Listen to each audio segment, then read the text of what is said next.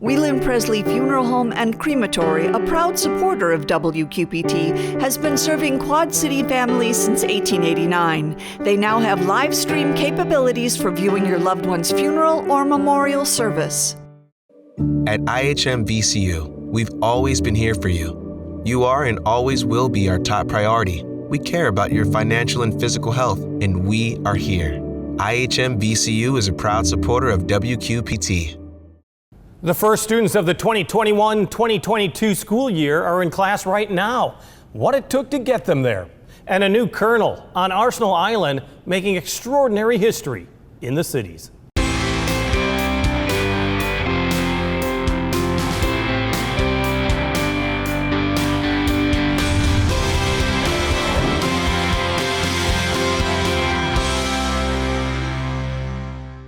Colonel Shari Bennett made history by becoming the first black woman to command the Rock Island Arsenal's Joint Manufacturing and Technology Center, the workhorse of the government's manufacturing facilities on Arsenal Island.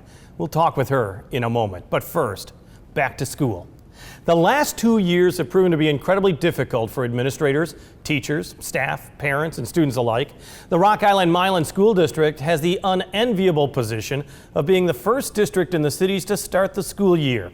We talked with Superintendent Dr. Reginald Lawrence about the planning and the change in plans the district could still face. Tell me about the state's changing mandate and the CDC. I shouldn't say mandate, but recommendations right now, where they believe that everyone, whether you're vaccinated or not, should wear a mask. Is that going to factor into any decision making you make in the days ahead? Well, you know, that's been a real tough decision, not just for me, but all my surrounding superintendent colleagues. We've been going back and forth, talking to each other, trying to see what changes might come up. And there's a change every week, it seems. You know, 1 minute the CDC said that if you're vaccinated, you know, you don't have to wear a mask. And now just yesterday, they came back and said that it's strongly recommended that you do. For us, you know, we try to also look at what's happening in our area. You know, we've been looking at the county and regional data. We know that there are spots all around Illinois that are beginning to increase. And so for us, it means right now we're gonna stay the steady course. Elementary starting mask required, junior high and high coming in mask recommended. We're going to monitor what happens in our area, in our school buildings, and then we're going to pivot as necessary. You know, I put it out there with families that, you know, be ready for a change, be fluid. If we have to change after a week of school and go to, you know, a full mask mandate, and that's best for us, then we'll do that. But for right now, we're going to try and stay the course. We know a number of families and individuals have been vaccinated. And we're like I said, it's really going to be on safety of what actually happens in our region and what happens in our schools. I have a copy of the letter that you sent to parents in front of me, and in it you say we are in a better position than we were a year ago. What did you mean by that? Well, I mean that, you know, just the whole experience of COVID, you know, the last year and a half, the uncertainty about what to do with technology, if you're going to be able to have students back in your buildings, the mitigation pieces that we've done. I feel that because we've experienced dealing with an outbreak last year, you know, in early November, we had to close our schools back down. And then we stayed full remote until we came back right after the break in January. And then we transitioned back into being in person. So because we've had those experiences, we've upped our game with using technology, Google Classroom, you know, giving access to families through RockFi and such. I think that the experience made us a lot more prepared for what may come up. And I think that we're better suited to adjust and pivot more quickly than we would have been last year. And as an educator, I know that face-to-face, the students getting in the classroom, seeing their teachers, the interactions are so important. Did you also notice that over the past summer, because we had seen this in certain school districts, that there were more students that were taking part in some tutorials in order to catch up because there's just parts of last school year that they just didn't connect, they just didn't get? Sure. I mean, you know, students, they did whatever it took to try and catch up, whether it was tutorials, whether it was, you know, just summer school. I mean, this year, our summer school program working with Spring Forward, we increased from 300 to over 600 students. So I think everyone understands the importance of trying to get some learning acceleration, get some learning recovery. I don't like to use the learning loss word because prior to COVID, we had learning loss. It was called summer slide. Right. And our students are resilient. So we've definitely seen seen students and staff members trying to be as creative as possible to make sure that students get whatever learning was available to them to be ready for now. We've been talking about wearing masks or not wearing masks, and a lot of that has to do with whether or not you're vaccinated or not. For those that are 12 years and older, I mean, how do you know that a student or a staff is vaccinated? Is it pretty much the honor system? Well, I'd want to say definitely we'll have a number of families and individuals who will voluntarily share their verification cards. And we know that with our nurses, they have access to the eye care system, where individuals who've been vaccinated, that information is logged into the system. So those are definitely two pieces of information that we get to use. But you don't want to say the honor system, but then you have to say we have a number of individuals in our community who know that this decision isn't just for them. Coming to school, vaccinated or unvaccinated or wearing masks is not just for them personally, it's for everyone. And so we're going to continue to tighten up on those protocols that we use. As time moves on, if we have to go out and make that requirement that everyone, again, verify where their children are at, we're really just going to be ready to pivot and move forward. But at this time, it will be looking at the eye care system. It will be for those parents who voluntarily submit that information to schools. And then it'll also be for those individuals who wear masks because they know that they're unvaccinated. We'll even have some vaccinated people wearing masks just to have the safety of all and to keep our doors open. And you have seen a bit of a pushback as far as the masks are concerned because schools are just a part of the society. If society sees it, the school system's going to see it. And you did a district-wide survey where I believe you got about 1,000 parents who participated. More than 60% said they don't want mandatory masks. They want it to be up to their discretion. Sure. We wanted to just try and get a pulse of our community. I mean, this is definitely a decision where oftentimes we get survey information to try and see where the majority is at and if we're going to go, go that route. But this was really to try and get just a pulse of our community. We know how important this topic is. And again, we didn't know what to expect. We didn't know if it was going to be 50-50 or what in our district. I know some of my surrounding colleagues, it's been totally different depending on your school community and such. But 61% of that 1,000 said that they wanted mask optional. 38% said that they wanted mask required. And again, we just know that we're going to have parents and families on both sides of that topic throughout this school year. We've been talking about what people physically can do, but the school district, Rock Island Milan, is also doing stuff mechanically as well. I mean, you're going to do more intensive or continued cleaning, but also you're going to be keeping an eye on the ventilation system at the schools as well? Right. I mean, we've definitely been, we've updated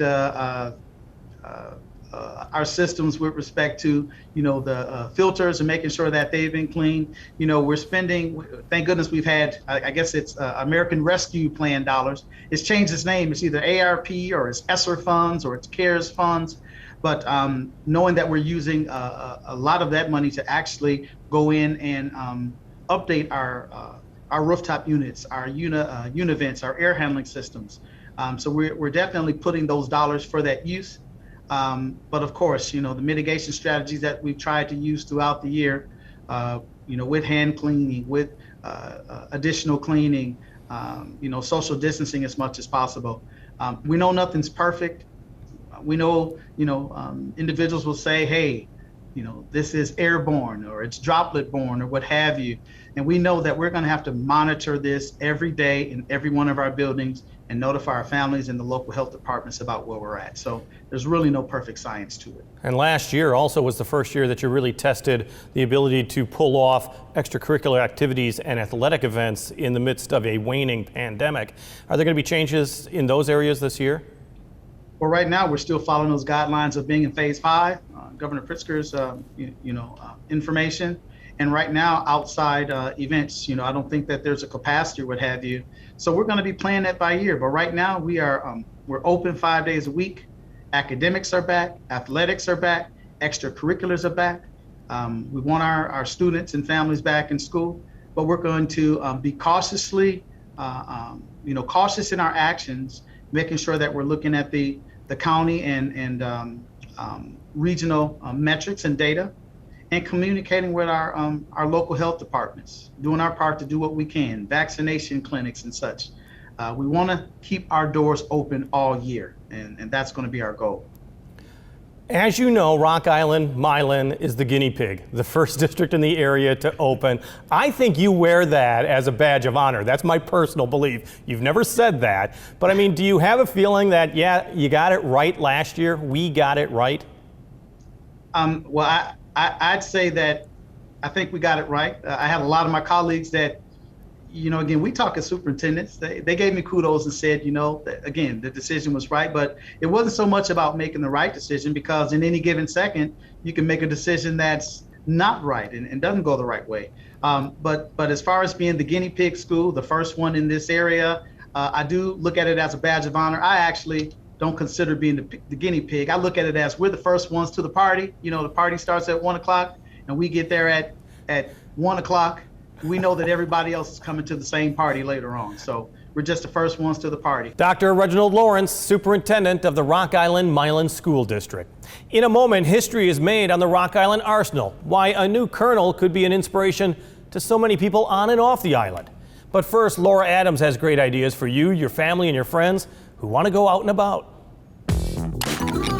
This is Out and About for August 5th through 12th. The Mississippi Valley Fair continues through August 8th, while the 50th Bix Jazz Festival kicks off on the 5th at Rhythm City Casino for a 3-day event. There's loads of free music available, including Thursdays at 7 at Bass Street Landing's Summer Concert Series, Thursday Night Groove at Schwiebert Park in Rock Island at 7, and RME's Live at 5 Free Courtyard Series Fridays at 5. On stage at Circa 21 Dinner Playhouse, the musical Saturday Night Fever continues, while Disney's Newsies, a musical, closes on the 8th at the Countryside Community Theater in Eldridge. Matilda, the musical, is presented by the Quad City Music Guild, and Timberlake Playhouse presents the bluegrass musical The Robber Bridegroom. LeClaire is the location for the Heartland British Auto Fest coming August 7th, beginning at 9, while Veterans Memorial Park is the location for the Quad City Area Family Fair the 7th, beginning at 9:30 a.m. Dancing Queen, an ABBA salute concert, takes place at the Bishop Hill 175th anniversary the 7th at 2,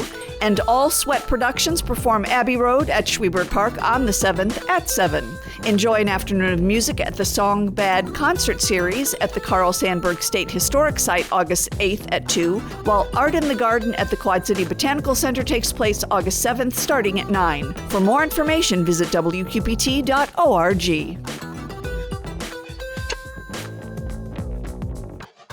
Thank you, Laura. During this time of COVID-19 and so much uncertainty, we could all use a couple little victories.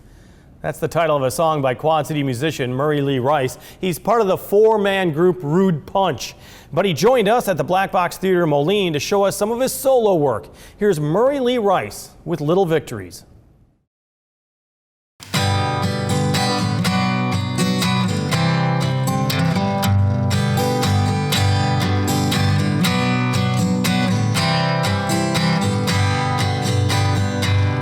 Didn't get the joy, nor have I won the lottery, but I just made a perfect cup of coffee. Sometimes it's all about those little victories, oh yeah.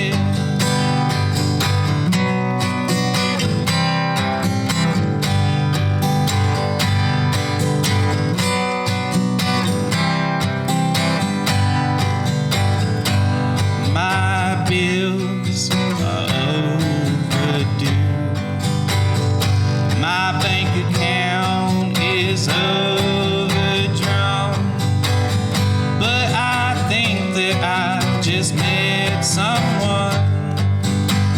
Sometimes it's all about little battles that are won, oh yeah.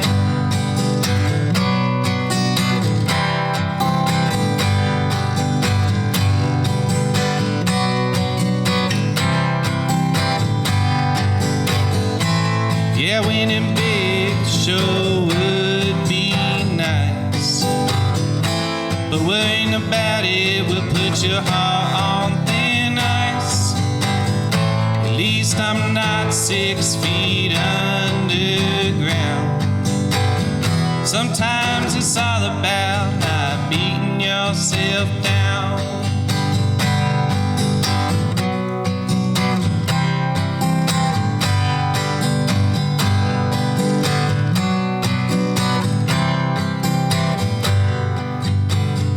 Now I've got pretty cushy job, and it pays like a low budget lottery. But I still crave that perfect cup of coffee. Yeah, it's still all about those little victories. Oh, it's still all about those little victories.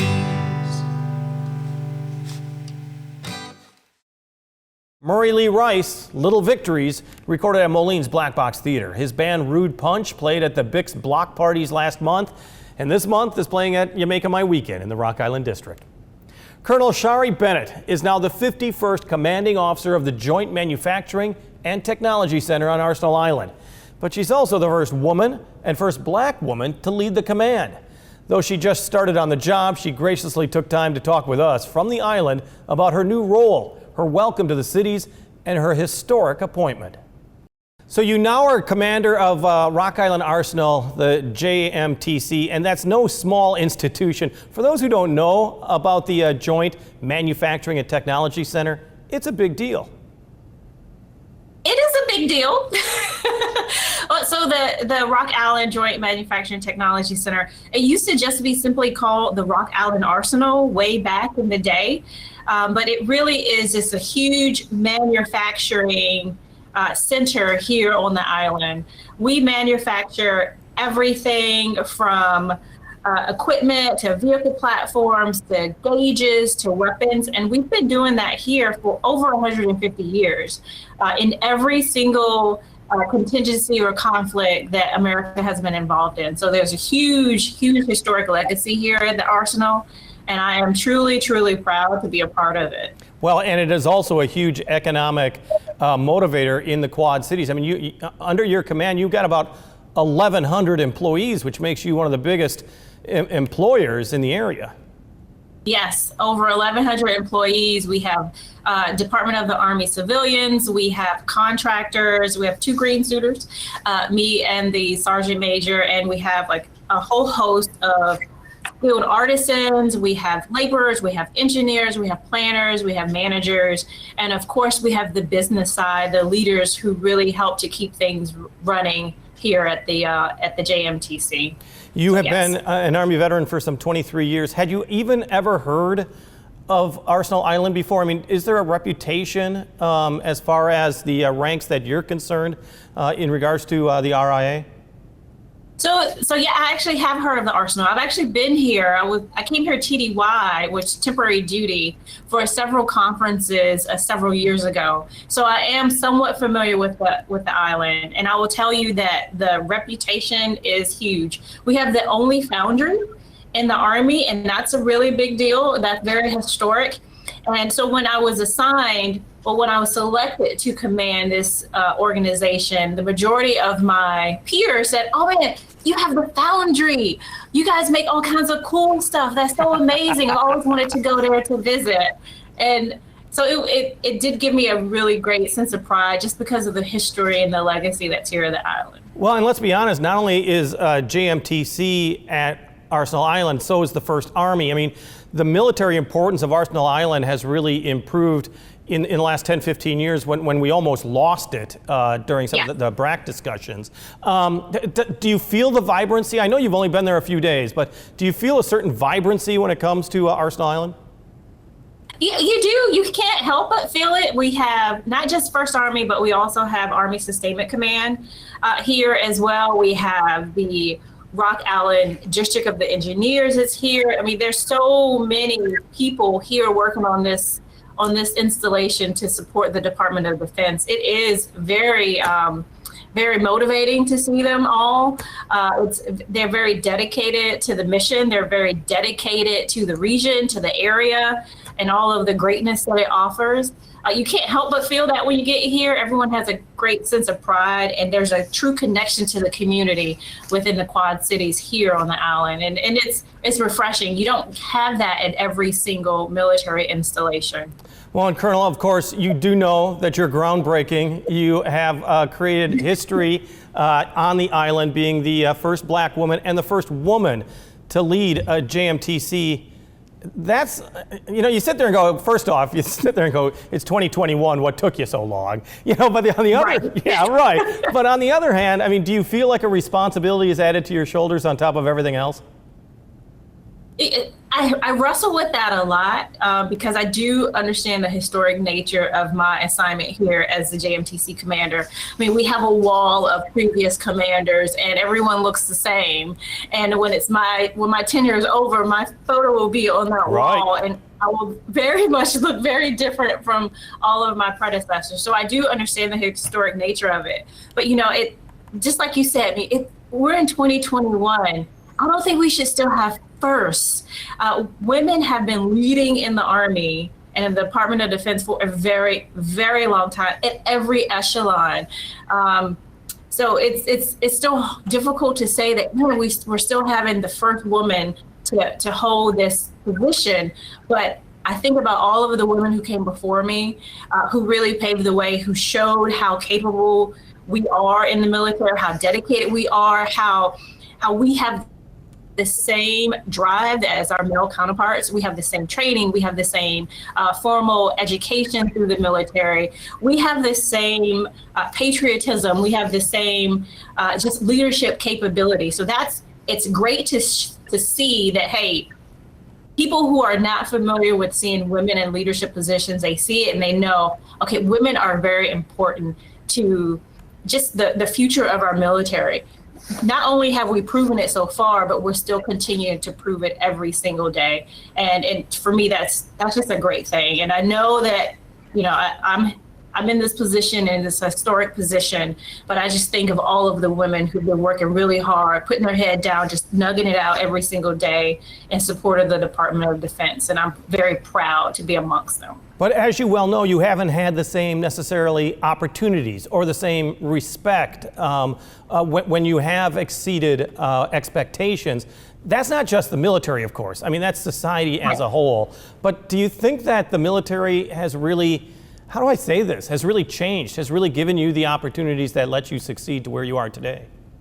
The beauty of the Department of Defense is that we're all on an even playing field, right? So we all receive the same type of formal military education. We all receive the tools, and we all receive different opportunities to build our capabilities, to build our leadership, to build our confidence, and to be able to negotiate the unknown, right? And those things that are very unfamiliar. So I'm very appreciative of the Department of Defense and the Army for that, for providing me those opportunities. But they also provide, other women the opportunities. They provide people who are not very familiar with the military those opportunities as well.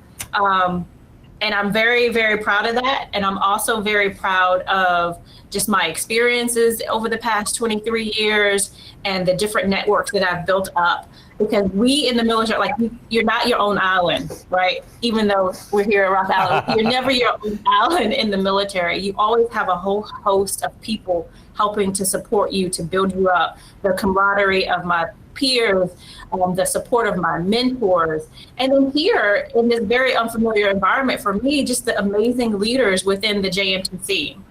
They are consummate professionals who are very dedicated for the mission. And they're here to support the warfighter. And they're here to support me as I command this organization. So I'm just very, very proud of that. Colonel, you've got your plate full there on the island. You got plenty to do. As we were saying, multi-million-dollar JMTC, 1,100 employees. But do you have a feeling like you're going to be getting out into the community, to speaking to kids, perhaps speaking to young girls, to African Americans, to say, look, I can do it, you can too? Oh, definitely. I've actually had that conversation a couple of different times with some members of the community that I've already had the opportunity to meet. And I actually also talked to Deborah Lee about that today. I know that COVID kind of put a damper on a lot of things and a lot of outreach, but for me, it's extremely important for us to get back into the schools, to talk to the kids about STEM programs, to talk to the kids about opportunities in the military. I mean, the youth and the community, that's our base. Those are the people who support us and allow us to do the things that we do in defense of the country. So it's extremely important for them to know what we do, and making sure that I have outreach with the youth, that I'm involved with the community. They know that we're here and that we're responsive to what their needs are is extremely important. And as I said today, I was talking to Deborah Lee about that earlier today, saying, hey, look, let's brush off whatever strategic outreach programs we had in the past. Let's pull those back up. I know they were delayed because of COVID, but we got to reinstitute those as quickly as we possibly can, because that's very important. Deborah Lee, who you're talking about, is just off camera. She is your public relations person who helps handle interviews like this and your outreach to the public. And speaking of such, you brought with you a young family. Has Deborah Lee and the group taught you about Whitey's ice cream and Quad City pizza? I mean, have they served you right in the first few days you've been here? Yes, they have. I have a running list of places that I need to take my kids here in the Quad City area. I mean, we have been to Whitey's ice cream. It's absolutely delicious. And we found our favorite pizza place already as well. And I would say we go there like once a week. You've passed your Quad City test already. Congratulations. Yes. Colonel Shari Bennett, commander of the Joint Manufacturing and Technology Center at the Rock Island Arsenal. On the air, on the radio, on the web, on your mobile device, and streaming on your computer. Thanks for taking some time to join us as we talk about the issues on the cities.